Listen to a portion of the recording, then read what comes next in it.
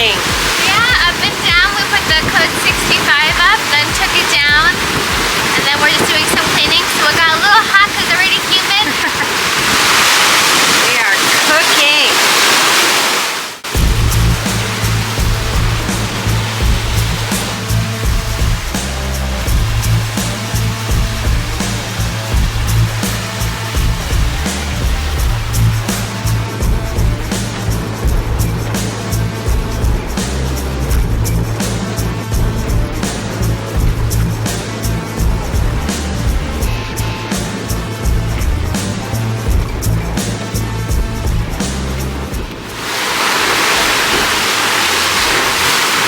So Nikki, when everybody thinks about sailing to Caribbean, they think about downwind sailing. So of course I think about crushing it upwind in the middle of the Atlantic. Happy halfway. So what's going on with the weather? The wind direction? We just got a couple of days of kind of southeast wind, and then it should I think it's only going to be windy like this for this afternoon, and then yeah, kind of come the weekend we should have finally some downwind sailing.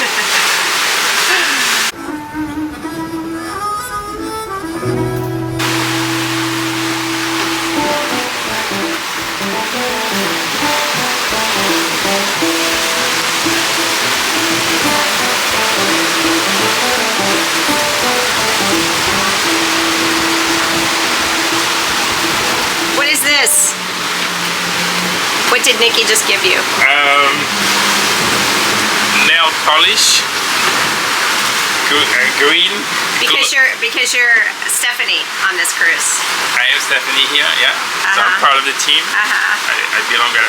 Now the background story. In my first two races to Hawaii, the boat had the pink line on the side of the hull, and we had a pink spinnaker. And so as a joke and as a surprise to the crew and the skipper, the owner of the boat, myself and JP bought some pink nail polish, and we made it establish a new tradition that for every crossing you will have to have one toe with your nail polish. So I must have shared that story with Nikki. Be careful what you share with her. And then so she found that nail polish, so we're going to have to try it. But I don't know, is it halfway? So it's green and glows in the dark. So yeah. So you're going to put that on your toenails? Well, we can establish how many toes for between us, but yeah. I think it's one toe for each 1,000 miles. 1,000 nautical miles. Okay, so that means at the end we'll have like three toes. Yeah. Yeah, okay. Yeah. We have to choose. That's fun. Nikki, but you have a problem. Yeah. So the idea when we left was to have both tanks full. Yeah, so that was one. Number two was to fully turn off the valve on one tank. So there are obviously two independent tanks, but we wanted to draw just from one and leave that water tank as kind of a source of information that whatever happens, we have that water tank full. So every day we are refilling the water in the active tank, and once in a while we swap. It could be for speed reasons. It could be rotating the water, so we don't have stale water for a tank for a long time. Making sure the pumps, everything works, it's also good. So that's been kind of the approach. So we've been switching back and forth every few days for different reasons. Yeah, so we're right in the middle of the Atlantic right now, so the strategy is, this is a time when it's really important that you have that one tank full, and each tank is about 250 litres, and from experience, if you include someone's drinking water, cooking water, brushing teeth, washing their face, sort of basic needs, that's typically about 5 litres per person per day. So one tank is about 10 to 12 days of water for us. So we figured, okay, absolute worst case scenario, maybe we break the rig or something in the middle of the Atlantic. We probably could survive on the water we had, and lose all our power. I mean, it would be a really bad day. We probably could survive on that water all the way to the finish. And as we get closer and closer to land, we can start, lightening the load a bit and using some of that. So we also have water bottles. That's the other strategy. Yeah. So we have individual water bottles that we store in the bilge, a total of 36 liters. So that's like real emergency. So we have that as well. Plus other drinks that counts, milk, juices, and stuff like this. A closing thought on water strategy is, water is without a doubt the most important lifeline you have on the boat. And so much more than fuel or food. So I think it's the thing, if you were to think about something to take really seriously, take water seriously. But also find the balance between ensuring people have an enjoyable trip. Sometimes people can be so stringent about water that people feel they can't even run the tap to wash their hands without someone watching them. And that's not a nice atmosphere, so try to find the balance. Oh, one last thing is for the crossing, we switch the water intake for seawater. So now for all the toilets, that's the water we use during the crossing. We usually use fresh water, but that's what we do for this crossing.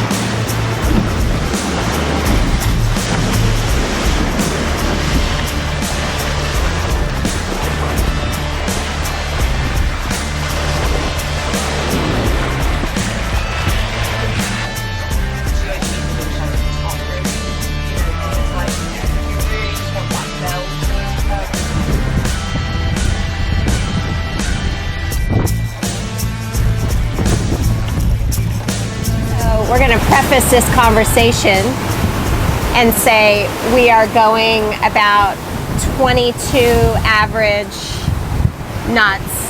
We have 22 average knots. We're going 22 knots. No. Mathieu is going to love this. No. we have 22 knots of true wind. We're on a beam reach, and we're averaging about 11.5 knots of speed. 11.5? Average. Average, yeah, we are like 12 in speed over ground. Yeah, so we're sitting outside in the wind. We have little DJI mics. I know some people have commented on the quality of the audio. Unfortunately, it's sailing windy fast out here. in the wind is noisy. So I hope you guys can bear with us. I've got this earplug in because I want to make sure the microphone is picking up noise.